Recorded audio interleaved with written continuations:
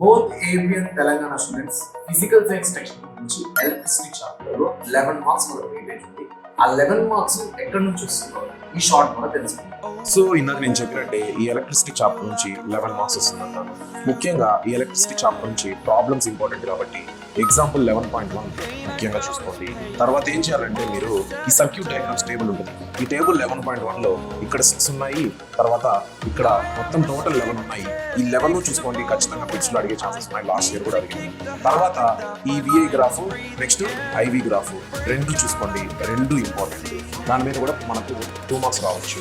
ఆ తర్వాత main problem ఏంటంటే ప్రాబ్లం నెంబర్ 11.3 11.3 అండ్ 11.4 ఈ రెండు కూడా మిస్ షేప్ లో చూసుకోండి. ఇవి కాకుండా థియరీ ఏమన్నా ఇస్తారు అంటే ఖచ్చితంగా అది resistance, series connection, parallel connection, ఈ రెండు ఇంపార్టెంట్ చూసుకోండి. దీని తర్వాత ఏం చేయాలంటే లాస్ట్ లో హీట్ దగ్గర వచ్చారంటే హీట్ కాన్సెప్ట్ దగ్గర మనకు ప్రాబ్లం ఉంటుంది.